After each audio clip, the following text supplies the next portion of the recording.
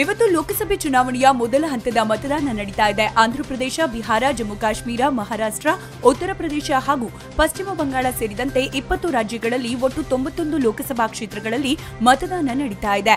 ಕೇಂದ್ರ ಸಚಿವರಾದ ನಿತಿನ್ ಗಡ್ಕರಿ, ಕಿರಣ್ ರಿಜಿಜು, ಜನರಲ್ ವಿಕೆ Singh, AIMIM ನೇತಾರ Asaduddin Owaisi, Telangana CM ಪುತ್ರಿ ಕೆ ಕವಿತಾ ಸೇರಿದಂತೆ ಒಟ್ಟು 1300 ಅಭ್ಯರ್ಥಿಗಳ ಭವಿಷ್ಯ ಮತಪೆಟ್ಟಿಗೆ ಸೇರಲಿದೆ.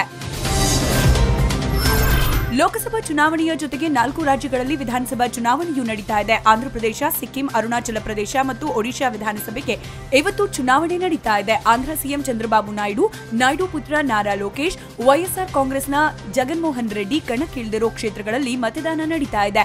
ಎಲ್ಲಾ ರಾಜ್ಯದಲ್ಲೂ ಮತದಾನ ಸರಾಗವಾಗಿ ನಡೆಯೋಕೆ ಕಟ್ಟುನಿಟ್ಟಿನ ಕ್ರಮ ಕೈಗೊಳ್ಳಲಾಗಿದೆ. ನಿನ್ನೆ ರಾಹುಲ್ ಗಾಂಧಿ ಅಮೇಠಿಯಿಂದ ನಾಮಪತ್ರ ಸಲ್ಲಿಸಿದ ಬೆನ್ನಲ್ಲೇ ಇವತ್ತು ಯುಪಿಎ ಅಧ್ಯಕ್ಷೆ ಸೋನಿಯಾ ಗಾಂಧಿ ರಾಯ್ಬರೇಲಿಯಲ್ಲಿ ನಾಮಿನೇಷನ್ ಫೈಲ್ ಮಾಡಲಿದ್ದಾರೆ. ಈ ಮೂಲಕ ಸೋನಿಯಾ 5ನೇ ಬಾರಿ ರಾಯ್ಬರೇಲಿಯಲ್ಲಿ ರಾಯಭಾರ ಮಾಡಲು ಸಜ್ಜಾಗಿದ್ದಾರೆ. ನಾಮಪತ್ರ ಸಲ್ಲಿಸುವ ಮುನ್ನ ಬೃಹತ್ ರೋಡ್ ಶೋಗೆ ಕೈಪಾಳೆಯ ಸಿದ್ಧತೆ ನಡೆಸಿದ್ದು, ನಾಮಪತ್ರ ಸಲ್ಲಿಸುವ ವೇಳೆ ರಾಹುಲ್, ಪ್ರಿಯಾಂಕಾ ಸೇರಿದಂತೆ ಯುಪಿಯ ಕಾಂಗ್ರೆಸ್ ಮುಖಂಡರು ಹಾಜರಿರೋ ಸಾಧ್ಯತೆ ಇದೆ. ಮತದಾನಕ್ಕೆ ಇನ್ನೊಂದೇ ವಾರ ಬಾಕಿ ಇರುವಾಗ ಮಂಡ್ಯ ಕಣ ಮತ್ತಷ್ಟು ಕಾವೇರ್ತಾ ಇದೆ. ಪುತ್ರನನ್ನ ಗೆಲ್ಲಿಸೋಕೆ ಪಣ ತೊಟ್ಟಿರೋ ಸಿಎಂ ಕುಮಾರಸ್ವಾಮಿ ಮತಬೇಟೆ ಮುಂದುವರೆಸಿದ್ದಾರೆ. ಪಕ್ಷೇತರ ಅಭ್ಯರ್ಥಿ ಸುಮಲತಾ ಕೂಡ ಅಬ್ಬರದ ಪ್ರಚಾರ ನಡೆಸುತ್ತಿದ್ದಾರೆ.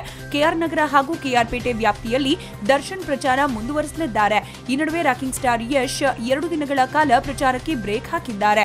ಇವತ್ತು ಮತ್ತು ನಾಳೆ ಪ್ರಚಾರ ಕಣದಿಂದ ದೂರ ಉಳಿದು ವಿಶ್ರಾಂತಿ ಪಡೆಯಲು ನಿರ್ಧರಿಸಿದ್ದಾರೆ ಎನ್ನಲಾಗುತ್ತಿದೆ. ಮೈಸೂರಿನಲ್ಲಿ ಸ್ವೀಪ್ ಕಮಿಟಿ ವತಿಯಿಂದ ಮತದಾನ ಜಾಗೃತಿ ಜಾಥಾ ಏರ್ಪಡಿಸಲಾಗಿತ್ತು. ಈ ಜಾಥಾಕ್ಕೆ ಅರಮನೆ ಕೋಟೆ ಆಂಜನೇಯ ದೇವಸ್ಥಾನದಲ್ಲಿ ಚಾಲನೆ ನೀಡಲಾಯಿತು. ಜಾಥಾಕ್ಕೆ ಅಂತಾರಾಷ್ಟ್ರೀಯ ಕ್ರಿಕೆಟಿಗ ಜಾವಗಲ್ ಶ್ರೀನಾಥ್, ನಟ ಡಾಲಿ ಧನಂಜಯ್, ಗಾಯಕ ಶ್ರೀಹರ್ಷ, ಪ್ರಮುಖ ಕಲಾವಿದರು ಸೇರಿದಂತೆ ಸಾವಿರಾರು ಮಂದಿ ಭಾಗಿಯಾಗಿದ್ರು. ಕಡ್ಡಾಯ ಮತದಾನ ಬಗ್ಗೆ ಅರಿವು ಮೂಡಿಸೋಕೆ 8 ಕಿಲೋಮೀಟರ್ ಸೈಕ್ಲಥಾನ್ ಹಮ್ಮಿಕೊಳ್ಳಲಾಗಿತ್ತು. ಬಿಳಿ ವಸ್ತ್ರ ಧರಿಸುವ ಸಾವಿರಾರು ಮಂದಿ ಮೈಸೂರಿನ ಪ್ರಮುಖ ಬೀದಿಗಳಲ್ಲಿ ಜಾಥಾ ನಡೆಸಿದ್ರು. ವಿಶ್ವದ ಜನಸಂಖ್ಯೆಯ ಶೇಕಡ 2.7 ಏರಿಕೆಯಾಗಿ 772 ಕೋಟಿಗೆ ಏರಿಕೆಯಾಗಿದೆ ಅಂತ ವಿಶ್ವಸಂಸ್ಥೆಯ ವರದಿಯೊಂದು ತಿಳಿಸಿದೆ. ಇನ್ನು ಭಾರತದಲ್ಲಿ ಒಟ್ಟು 2010 ರಿಂದ 2019 ಅವಧಿಯಲ್ಲಿ ಶೇಕಡ 1.1 ಏರಿಕೆಯಾಗಿ 137 ಕೋಟಿ ತಲುಪಿ ಜಗತ್ತಿನಲ್ಲಿ 2ನೇ ಸ್ಥಾನ ಉಳಿಸಿಕೊಂಡಿದ್ದು. ಇನ್ನು ಚೀನಾ 142 ಕೋಟಿ ಜನಸಂಖ್ಯೆಯೊಂದಿಗೆ ಮೊದಲ ಸ್ಥಾನದಲ್ಲಿದೆ. ಇನ್ನು ವ್ಯಕ್ತಿಯೊಬ್ಬರ ಸರಾಸರಿ ಜೀವಿತಾವಧಿ 72 ವರ್ಷಗಳಾಗಿವೆ ಅಂತ ವರದಿ ಹೇಳಿದೆ. ಭಾರತದಲ್ಲಿಯೂ ವೃದ್ಧರ ಪ್ರಮಾಣ ಏರಿಕೆಯಾಗಿದೆ ಅಂತ ವರದಿಯಲ್ಲಿ ಬಹಿರಂಗವಾಗಿದೆ. ವಿಶ್ವದಲ್ಲಿಯೇ ಅತಿ ಹೆಚ್ಚು ಮಾಲಿನ್ಯಗೊಂಡಿರುವ 15 ನಗರಗಳ ಪಟ್ಟಿಯಲ್ಲಿ ಭಾರತದ 14 ನಗರಗಳು ಸ್ಥಾನ ಪಡೆದಿವೆ. ವಿಶ್ವ ಆರೋಗ್ಯ ಸಂಸ್ಥೆ ಬಿಡುಗಡೆ ಮಾಡಿರುವ ಪಟ್ಟಿಯಲ್ಲಿ ಆಘಾತಕಾರಿ ಅಂಶ ಬೆಳಕಿಗೆ ಬಂದಿದೆ.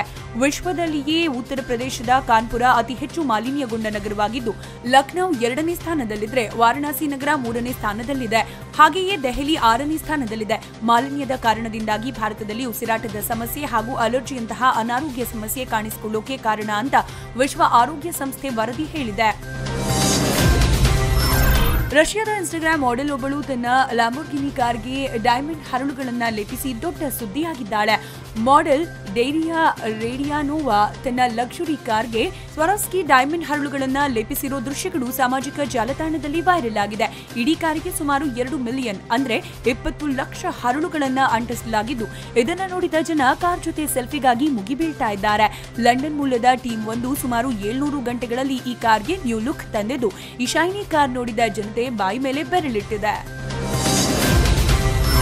ನಿಖಿಲ್ ಮಂಜು ಹಾಗೂ ರಾಘವೇಂದ್ರ ರಾಜ್ಕುಮಾರ್ ಕಾಂಬಿನೇಷನ್ನಲ್ಲಿ ಅಮ್ಮನ ಮನೆ ಸಿನಿಮಾ ತೆರೆಕಂಡು ಹಲವು ಸಿನಿ ವಿಮರ್ಶಕರ ಮೆಚ್ಚುಗೆ ಗಳಿಸಿತ್ತು.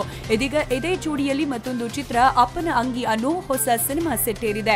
ತಂದೆಯೊಬ್ಬ ತನ್ನೆಲ್ಲ ಆಸೆ ಆಕಾಂಕ್ಷೆಗಳನ್ನ ಹೇಗೆಲ್ಲ ಕುಟುಂಬಕ್ಕಾಗಿ ಮೀಸಲಿಟ್ಟಿರುತ್ತಾನೆ ಅನ್ನೋ ತ್ಯಾಗದ ಕಥೆಯನ್ನ ಆಧರಿಸಲಾಗಿದೆಯಂತೆ. ಚಿತ್ರದಲ್ಲಿ ಬಹುತೇಕ ಅಮ್ಮನ ಮನೆಯ ಚಿತ್ರತಂಡವೇ ಇರಲಿದ್ದು, ಏಪ್ರಿಲ್ ಕೊನೆ ವಾರದಲ್ಲಿ ಶೂಟಿಂಗ್ ಶುರುವಾಗುವ ನಿರೀಕ್ಷೆ ಇದೆ. ಸೆಂಚುರಿ ಸ್ಟಾರ್ ಶಿವರಾಜ್ ಕುಮಾರ್ ನಟನೆಯ ಬಹುನಿರೀಕ್ಷಿತ ಕವಚ ಸಿನಿಮಾ ತೆರೆಕಂಡು ಯಶಸ್ವಿ ಪ್ರದರ್ಶನ ಕಾಣ್ತಾ ಇದೆ.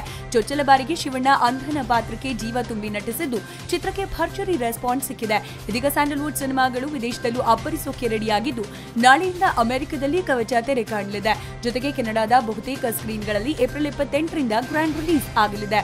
ಇದೊಂದು ಅಪ್ಪ ಮಗಳ ಬಾಂಧವ್ಯದ ಕಥೆಯನ್ನ ಹೊಂದಿರೋ ಚಿತ್ರವಾಗಿದ್ದು, GVR ವಾಸು ನಿರ್ದೇಶನವಿದೆ.